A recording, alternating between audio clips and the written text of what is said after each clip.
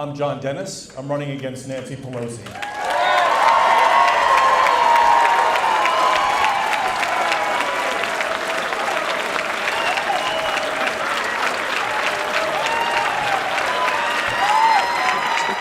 We have the most beautiful state and one of the most beautiful places in the world, and people are leaving. I'm gonna catch you when all the cameras aren't around, and I'm gonna you up. I'm tired. He's the chairman of the San Francisco GOP, and he's running against House Speaker Nancy Pelosi. Step back, everyone.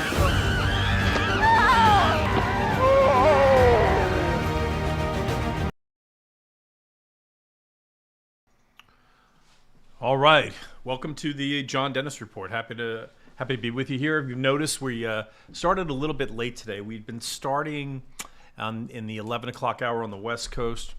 Today we're move this microphone in a little bit. Today we decided to give it a try, go it a little bit later, go at 2 here on the West, 5 on the East.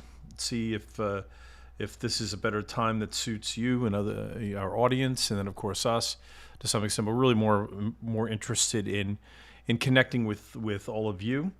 So thanks for coming. Happy to have you here. We had a busy weekend prepping for, and then yesterday shooting a new ad, an announcement ad for the John Dennis 2022 campaign against Nancy Pelosi. I think it went well. I will tell you that we filmed in front of Nancy Pelosi's house, and then if you follow me on Twitter, you'll know that a couple of weeks ago I put out actually last month, I followed up on a tweet that went out about Nancy Pelosi's house being vandalized by some folks with graffiti on her garage door, something I condemned. I went up there and then took my own picture of the response. Someone hung some garbage bags over it. But since that time, I've noticed, we're sort of neighbors in the sense she lives 1 block south of me and then a mile west. And that mile west is part of a regular route that I take to get my dog out for his big exercise. And so we go by there, and when she's in town, you see the Secret Service. But what's been new since the graffiti hit was... And Mario, if you can find that photo, that would be good. If you can't, no, don't worry about it. But what was interesting is that now the SFPD is sitting outside of her house when she's not in town. So I find that interesting. Look, I want her to be protected. I'm super anti-violence. I'm one of these people who signs on for what's called the non-aggression principle, and so I think people should be. Should feel protected. But I do think it's just another thing about Nancy Pelosi where the rules are, she just lives better than you and I, and she lives better than you and I on the government dime, our dime. And, have SF police outside of her house watching her property so that it doesn't get graffitied. I don't know. If this happened like 2, 3, 4 times, I suppose that would be justified. It happened one time, people have started showing up at her house for other things. They've discovered where she lives. It's easy to find people these days and where they live. So I'm I want her to feel protected on the one hand. On the other hand, I also don't want to reinforce her special, her special status amongst us. So anyway, you're pulling that up? No, forget it. Okay. So anyway, there's that. All right. Anyway, let's get into today's topics. If you find that, just let me know.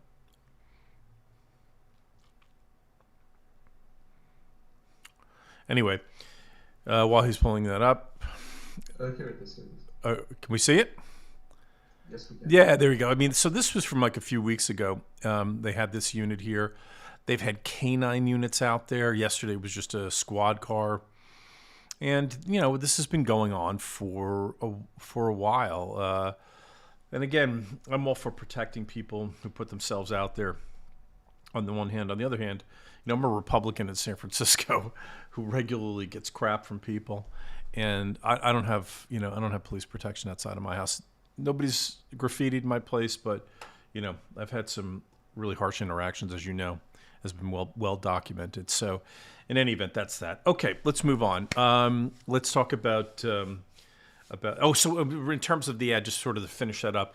Hope to see it today, or at least the first draft of it, first version, and we're going to release it right away. We want people to know that we're running, and we want to make sure that people know that there's a quality candidate in San Francisco. We don't need help from anybody else, and I'll leave it at that. Okay, moving on to yesterday, Donald Trump's speech. And in fact, one of the things that I made sure that an incentive that I had to move the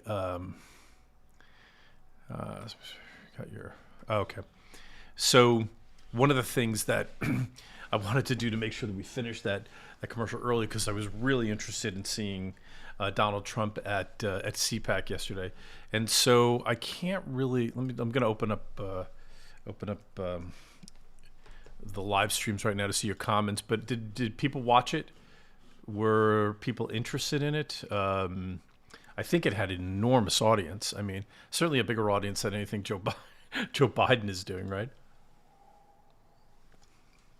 And I got to tell you, I mean, I thought Trump was typical Trump. He was a little more subdued, but typical Trump. And I thought he was, I thought he was great. It was fun. It was funny. It was great having him there. And it's, when he gets out on the stage too, and you see Joe Biden, feebly moving around, and it's just excruciating to watch this guy move. You realize what a live wire was in the White House. So hold on one second. Let me pull this up. There I am. So now I got to open this up, right, Mario? Okay, please win. Sean, good to see you, brother. Let's chat, Sean. I got to talk to you about Arizona.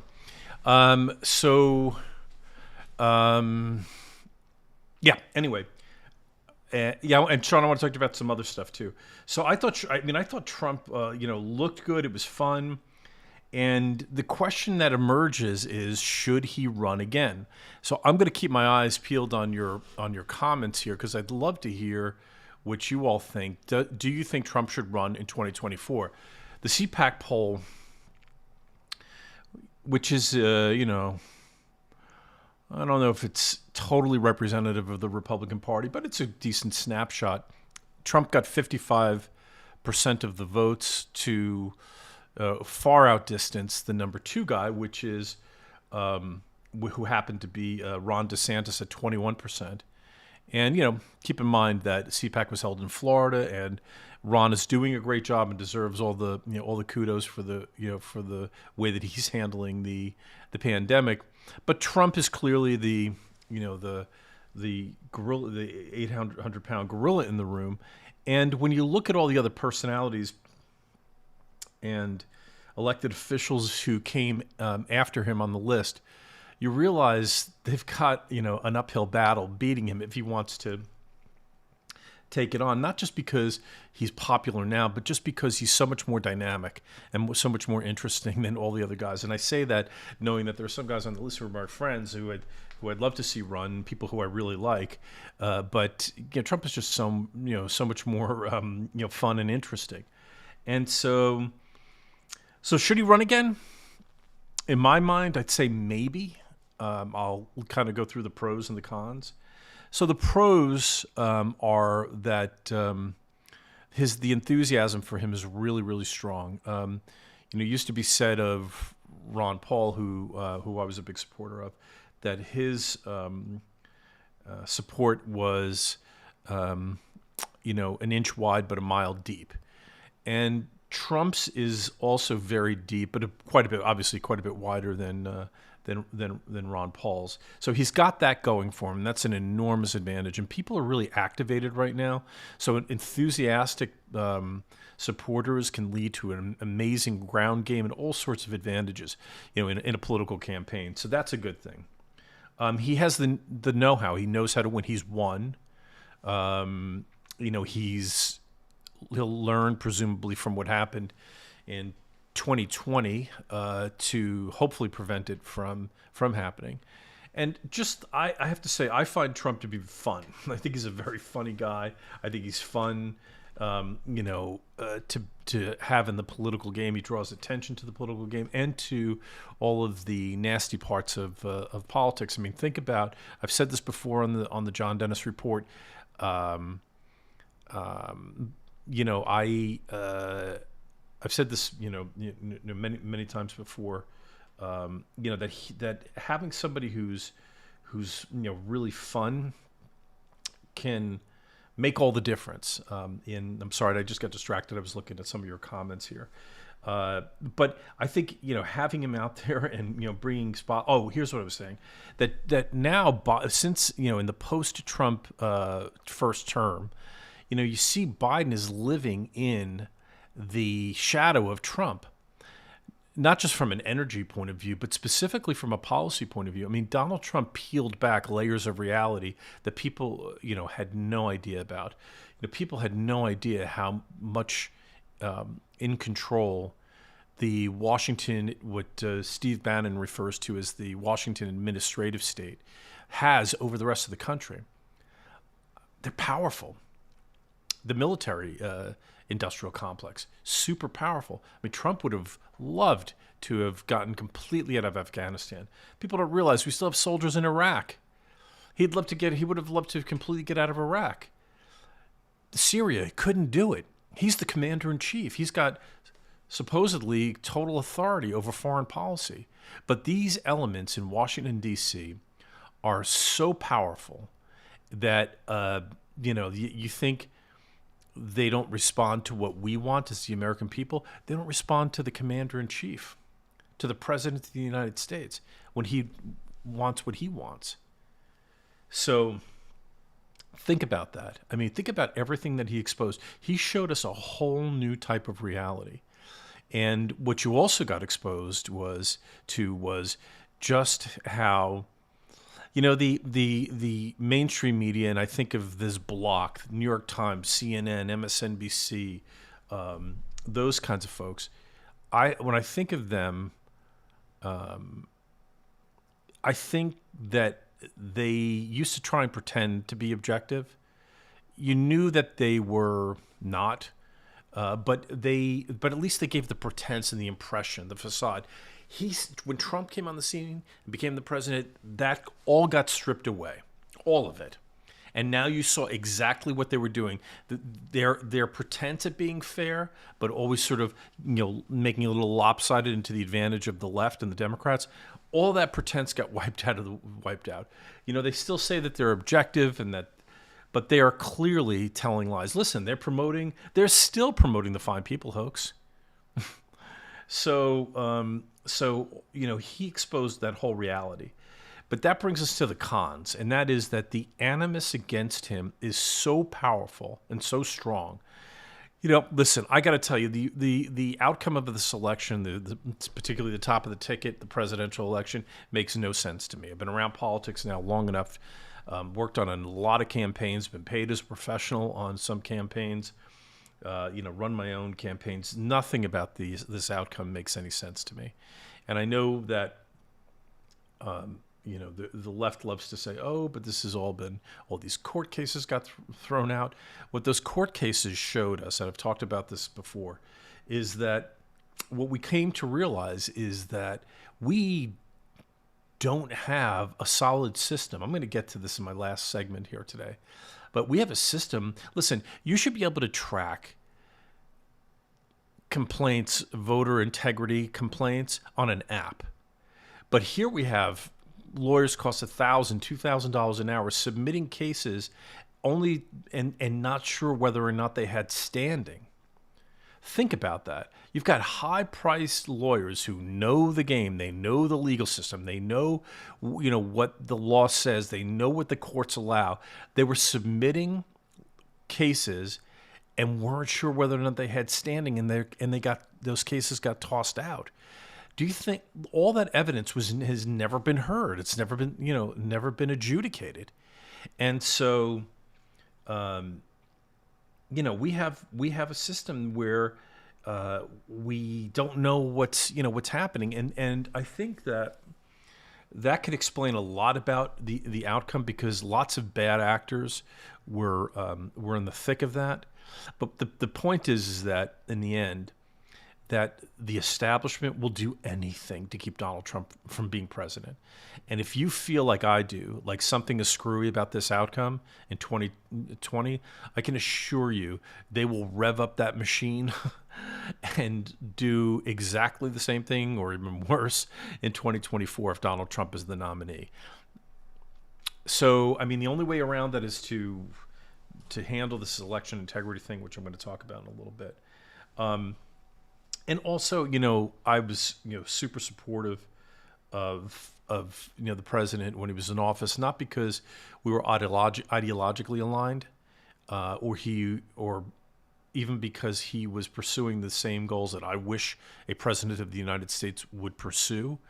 But I supported him because I thought he had some good libertarian instincts on a number of issues. I thought he had the right sense of. I thought he had the right sense on sensibility on a number of issues, foreign policy, even maybe initially monetary policy, although he switched on that.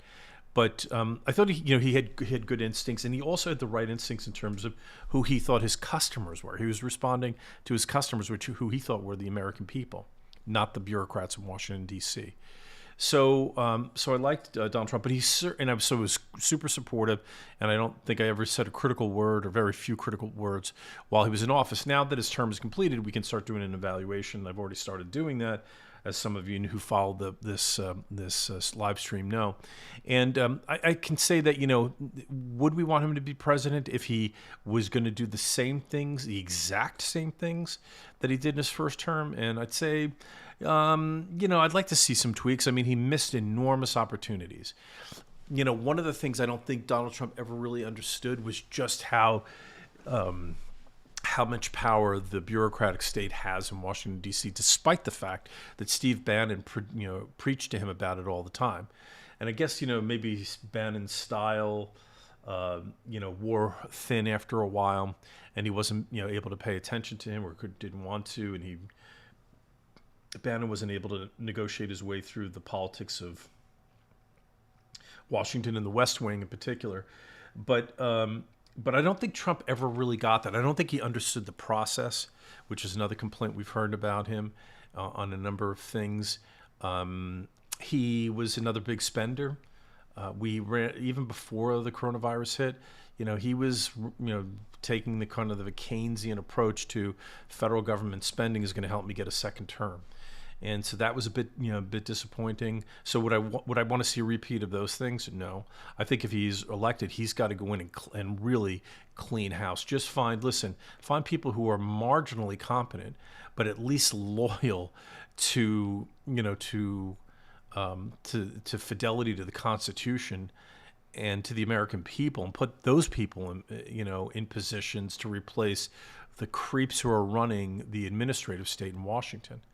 You have to do that. And if he doesn't get that, then he shouldn't run again in 2024, because whoever represents the Republicans in 2024 has to have that at the top of their list.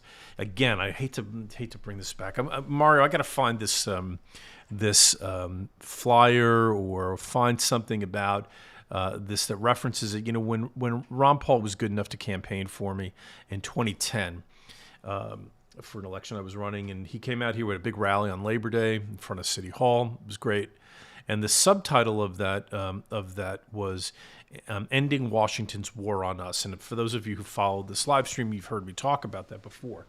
But that back then, I realized that is kind of the biggest thing that we're facing right now.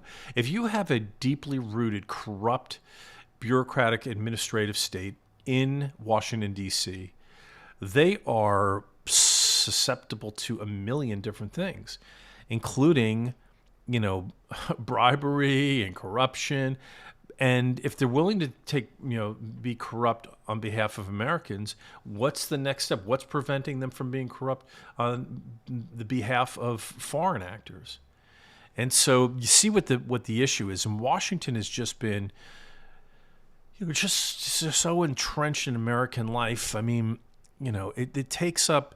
Washington D.C. spends a quarter of GDP. Of everything that we produce, they spend a quarter of it. Do we really need a government that spends 25% of everything that we produce in this country? And it just because the bigger that pot is, the more incentive there is for corruption. So, yeah, Donald Trump. If he runs, I would be enthusiastic if he addresses that issue, because I don't think the bigger goals of improving liberty in the United States, I don't think we can address those things until we address that issue, which is cleaning house on the bureaucratic and the administrative state. And you'd have to develop all sorts of allies within the House and the Senate in order to make that happen on both sides of the aisle. And Trump, that's something he wasn't really that good at. So listen, I think Trump has been one of the has been one of the better presidents that we've had. I think his whole approach to government was so unbelievably refreshing, and I think if he decides to run again, I'll have to hear him out. He has got to come back in with a plan to address that administrative state. It's so powerful. And also to reject Keynesian economics and start dealing with the federal debt. I mean, I just think that the country is on the way to being lost as it is right now. I hate to say that out loud, but when you have $30 trillion in federal debt on the back of a $20 trillion economy, I mean, how are we going to pay this off realistically? It's not going to happen. So, in any event, let's move on to the other big topic. Trump could run in 2024. I'm running in 2022. But if you're like me, I just don't feel like I feel like there was something goofy about this election. And I have to go through Peter Navarro's report and some other folks who have, listed the issues that were never addressed in the, in the election, that point out what it was that was never adjudicated. What did we never found out about, for example, the testimony that all these ballots went from New York to Pennsylvania. What was that? That has never been litigated. No one has ever looked at that, as from a practical point of view, interviewed the witnesses under oath. None of that's come about. The people seemed credible. The people who presented that story, and that's an enormous thing. And so I think election integrity has got to be a big issue. We've got to address this in places where we can control it. And I got into a little Twitter beef last night with a couple of guys who were, pushing back on, voter ID and all this other stuff. That's one small part of it. What's the bigger parts are figuring out what it was that it was actually done. By the way, I just think it's interesting that Scott Pressler is going to be here in San Francisco this week.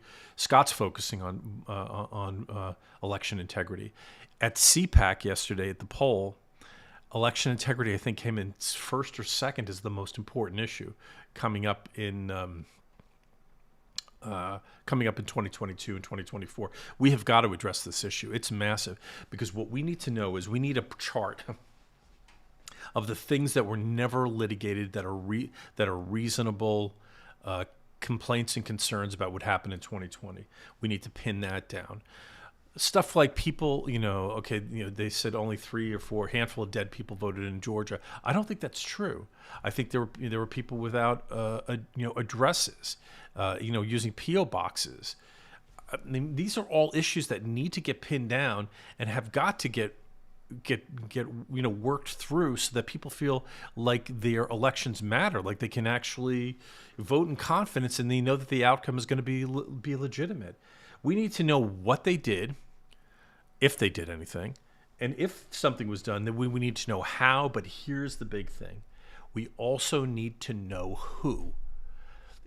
Were these just, if there were, say, multiple examples of corruption and voter integrity.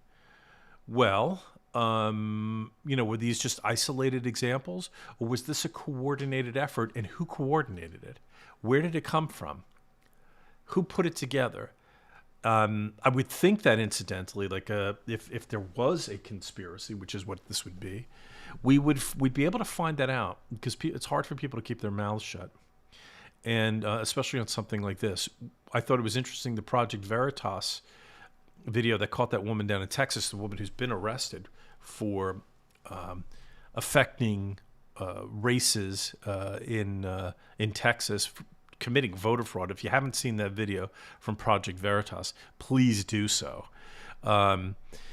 She was arrested, but she seemed to have an endless source of money to bribe people, and she talked about this was how she made a living, was doing voter corruption.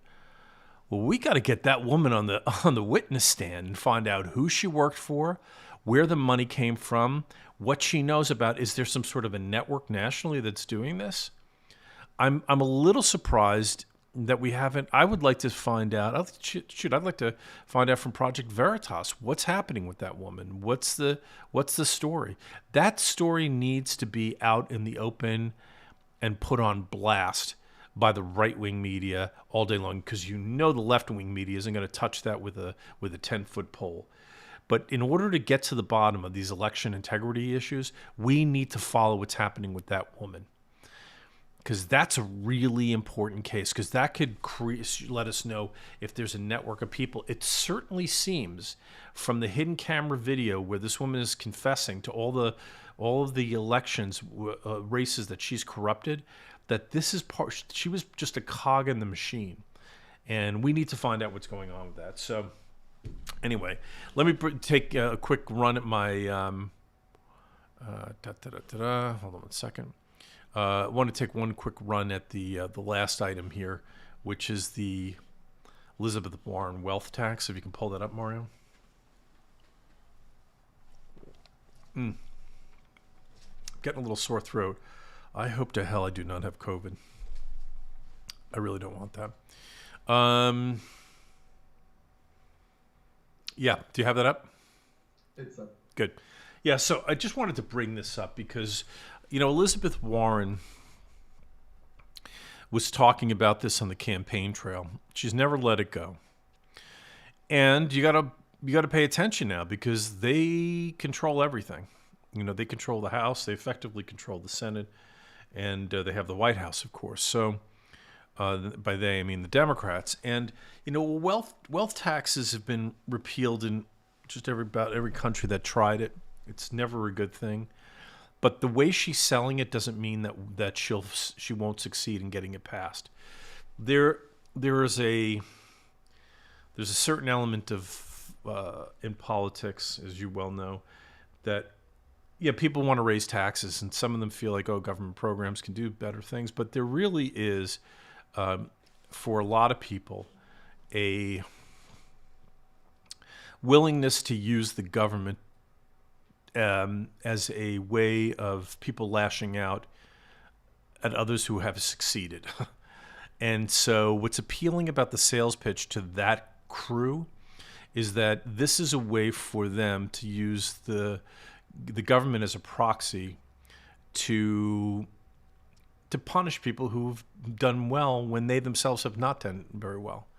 And what Warren is suggesting is this wealth tax would tax people who have net worths over $50 million, 2%, and then for people over $1 billion, 3%.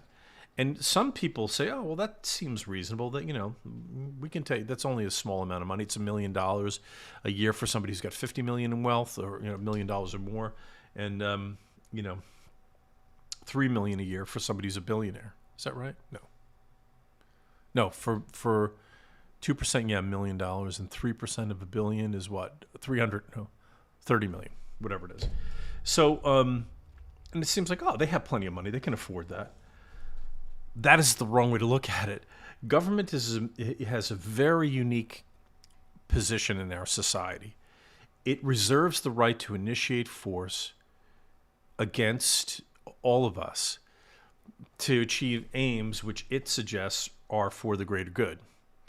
But when someone is allowed to initiate force against somebody else, you got to watch that power like a hawk, And here's a circumstance where there's no good reason. I mean, to penalize people who have succeeded. There's no reason for this. Do you think the government needs more money? Government needs less money. We got to actually strip the federal government down to a size that is, so that it's got to. If you reduce the size of the federal government, you have less corruption because there's less to be corrupt over, and just finding reasons to rip people off is not a good thing. So watch this one very carefully. And one other point I'll make about this: in 1913, when the income tax was passed, which many people to this day still feel is unconstitutional. I don't know if that's ever really been appropriately litigated, but up to the Supreme Court and directly litigated. But the thing about it when they passed it was originally a tax that was aimed at a very narrow group of people, the ultra wealthy. I just tweeted about this. And one of initially, John D. Rockefeller was the person who was supposed to pay half of it himself. So it's this really narrow band of people who are supposed to pay the income tax. Fast forward 108 years later, and everyone is required, every adult is required to file an income tax, file for income taxes. And over 50% of adults pay into the system. So be very careful. This is the phrase that Peter Schiff uses a lot, which is don't let the camel's nose get under the tent, because next thing you know, the camel's inside the tent. So this is a tax that is being pitched as a punishment, in effect, for people who have succeeded, which a lot of people cheer on. But ultimately, they'll end up having to pay this tax themselves, and it'll be really bad for the economy. But we got to watch it because that pitching it again to go after people who have succeeded at a moment like this is going to be a powerful persuasion move, and could end up passing. I'd hate to see it, but we've got to fight this one really badly. All right, so that's it for today. I want to thank you for joining us. Please follow us on Twitter at Real John Dennis. Follow us on the John Dennis Report on YouTube. And let's see, what else do we have? Instagram, Real John Dennis. Facebook, John Dennis Report. Thanks for joining us. We will see you tomorrow, and we're going to try this time again. We're going to do this time again tomorrow, right? Yes, we are. All right, man. Thanks, everybody. See you soon.